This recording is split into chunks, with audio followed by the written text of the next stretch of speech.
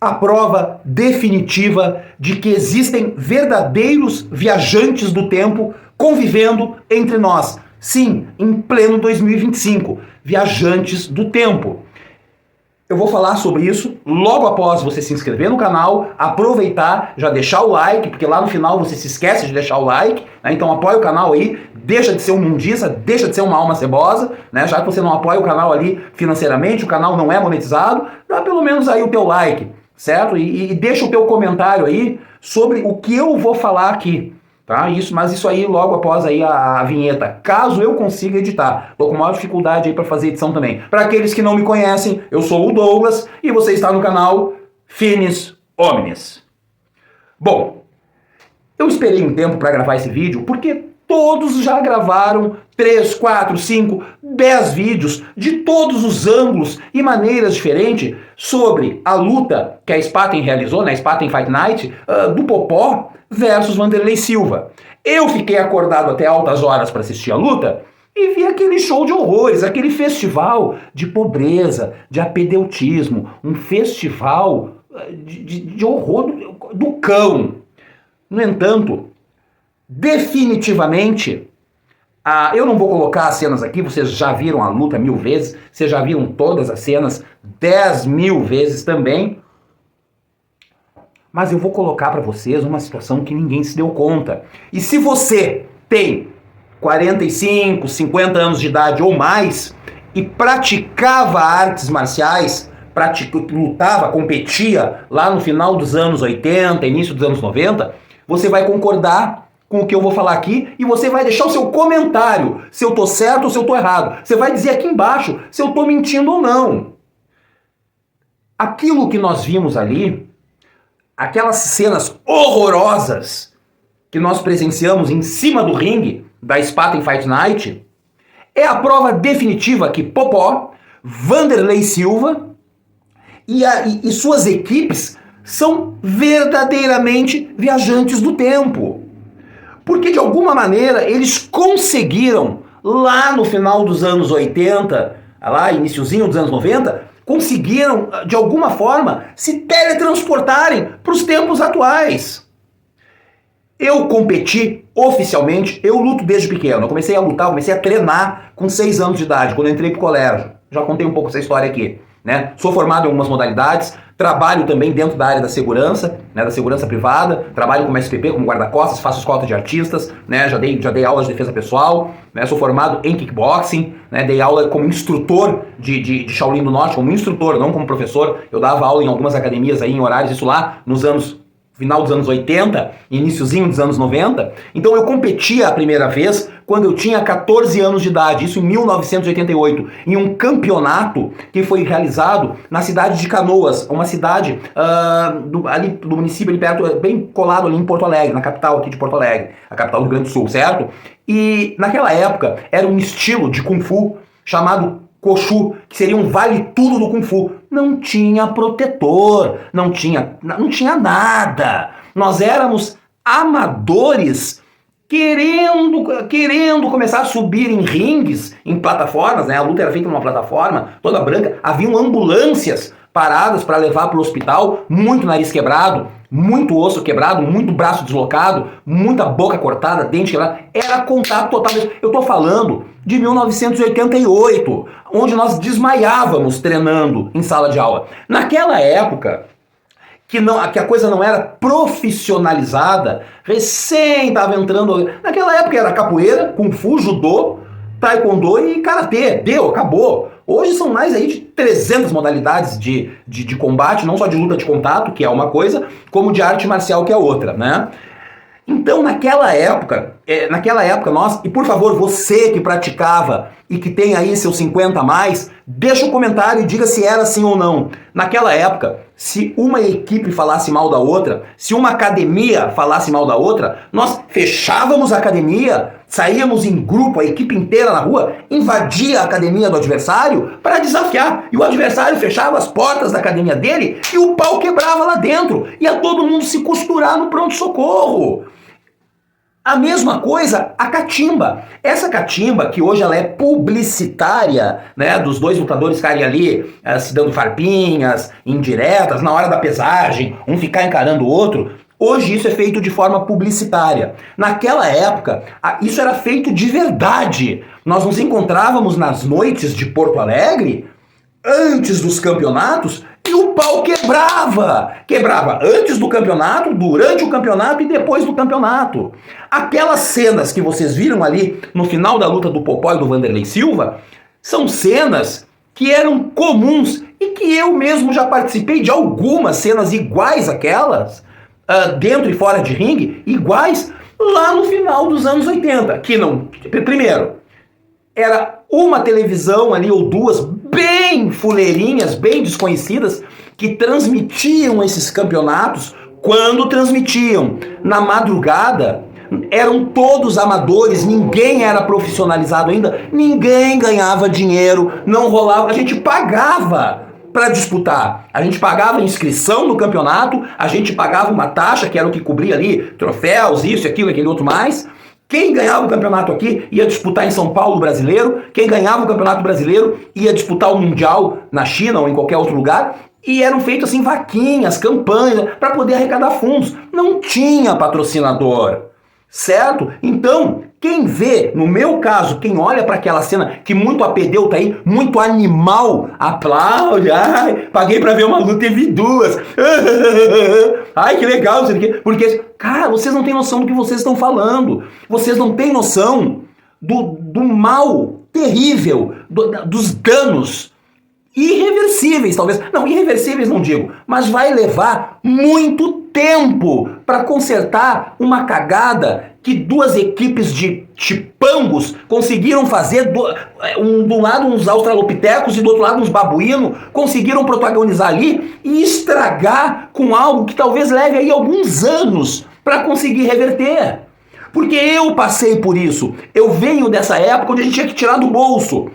A coisa foi evoluindo, as pessoas foram evoluindo, os atletas foram evoluindo, o esporte foi evoluindo e ganhando espaço, patrocínio, começaram a rolar apostas por trás, a coisa começou a ser, começaram a acontecer os eventos lá em Las Vegas, né? Então a coisa foi indo, até hoje chegar na condição de hoje ser praticamente um dos esportes que mais movimenta dinheiro no planeta Terra, que mais rola grana, onde pessoas ficam milionárias, mas milionárias, como Popó, como Vanderlei Silva, como tantos outros. Na minha época, nem pensar. Eu vou passando aí algumas fotos, né? E se você entrar no meu Instagram, lá tem fotos minhas treinando com 14 anos, 12 anos, 16, passando por várias equipes. A última vez que eu competi de maneira oficial foi eu tinha 35 anos de idade, oficial, dentro dessa categoria. Foi na terceira Copa Latino-Americana de Kung Fu e Boxe Chinês, que aconteceu em Porto Alegre, certo?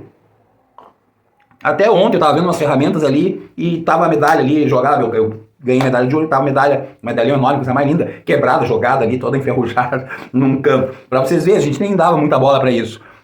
Então, o que esses animais conseguiram agora? Eles conseguiram, olhando para aquelas cenas, eu vi verdadeiros viajantes do tempo que vieram lá no final dos anos 80 e se teletransportaram direto pro ringue da Spaten.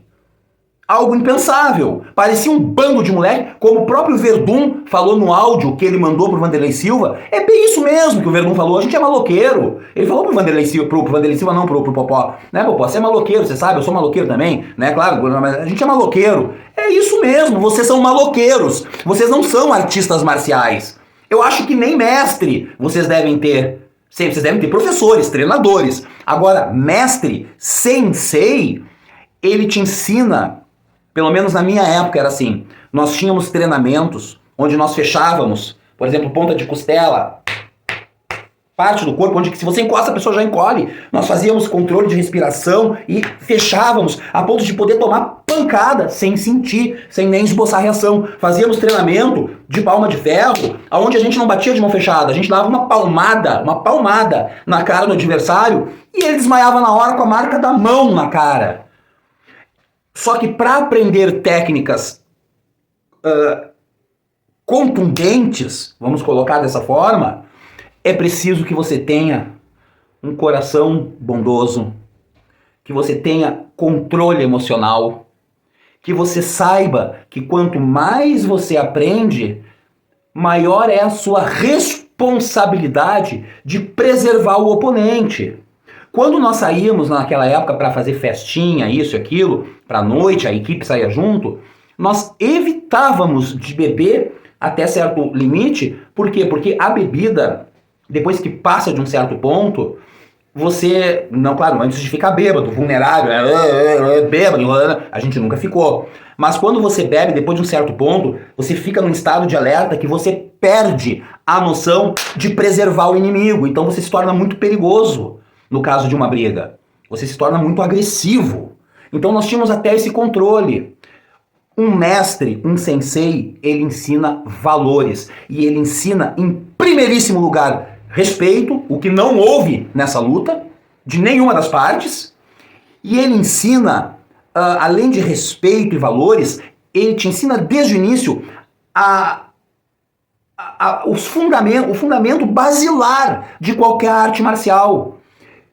Que o mais difícil inimigo de se vencer é você mesmo. É vencer o teu ego, é vencer as tuas vaidades, é entrar numa plataforma de combate, num ringue, num tatame, tendo a consciência que o teu oponente não é o teu inimigo, é saber preservá-lo. Eu me surpreendi demais. Eu tinha certeza que o Popó iria ganhar a luta, tá? Eu tinha certeza. Comentei com o mundo, não. Como eu treino, como eu conheço isso, eu sei que o Wanderlei Silva, poxa, campeão de MMA, o cara não tem o que dizer. 20 quilos a mais do que o Popó, maior envergadura, só que é no jogo do boxe, são nas regras do boxe. E o Popó é um dos maiores nomes do boxe mundial que se mantém treinando e ativo. O que adianta vir com 50 socos nele e errar todos? O cara desvia e te bota um bem botado. O cara é treinado para isso. No jogo dele, no jogo do boxe, é certo que ele iria ganhar. Agora coloca o Popó no ringue, num octágono, seja onde for, com o Wanderlei Silva, nas regras de MMA. Já era pro Popó. Wanderlei Silva vai, chama pro chão, engata, pum, pum, pum, acabou. Mas como era nas regras do boxe, era certo que o Popó ia ganhar. Tô tomando aqui um leite com mel por causa da minha garganta, pessoal. Não é apito de cachorro, não. Que nem um inscrito meu comentou aí. Esses tempos eu não era gripe, como eu tô agora, né? E eu fico ruim da garganta, eu bebo leite com mel, leite quente com mel. Aí ele, bebendo leite num copo de vidro, muito suspeito. Eu nem sabia do que ele tava falando. Eu falei, como? Ele, isso é apito de cachorro. Eu, como assim, meu amigo? O que é apito de cachorro? E aí que ele me explicou o que, entre aspas, né? Pra quem é muito paranoico, muito louco, muito doente, mas o que é leite, né? Beber leite em copo de vidro, o que não tem nada a ver. Então eu sou né, que ele disse, pra quem sabe, então eu sou desde os 6 anos de idade, porque desde os 6 anos de idade eu bebo leite em copo de vidro. Bom, então é isso, pessoal, tá? Eu peço que vocês, por favor, se inscrevam no canal, comentem aqui o que vocês acharam, né, desses viajantes do tempo, desses australopitecos e babuínos que vieram lá dos anos 80 estragar completamente um evento que foi feito com o maior cuidado pela Spaten, e outra, ferrar com a vida. Eles ferraram, essas duas equipes ferraram com a vida de muitos atletas que estão agora começando, despontando para essas modalidades e que vão ter muita, mas muita dificuldade de arranjarem patrocínio. Porque agora, novamente, nós vamos voltar na máquina do tempo, na mesma máquina do tempo que esses babuínos vieram lá do final dos anos 80 para cá, todos nós agora vamos voltar para o preconceito que nós sofríamos naquela época. Naquela época, quem treinava, quem lutava, era marginal, era membro. A não ser que você fosse um atleta do Sojipa, um atleta do judô, que aí eram outras camadas, aí outra coisa. Mas se você era lutador de academia, na época das turmas, sair pra rua, você era marginalizado.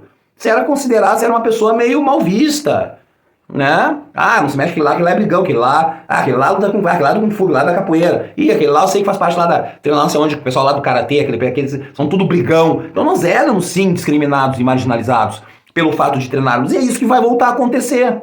Porque agora, quando chegar um rapaz aí que saiu da periferia, que optou por seguir o caminho do bem, o caminho do ringue, do tatame, do octágono, seja do que for, e for tentar um patrocínio em uma grande empresa, para poder ter condições de desenvolver seu treino, de fazer suas viagens, de disputar campeonatos dentro e fora do país, a empresa vai pensar 20 vezes em querer atrelar a sua marca a um esporte de, como o próprio Verdun falou, um esporte de maloqueiros, né?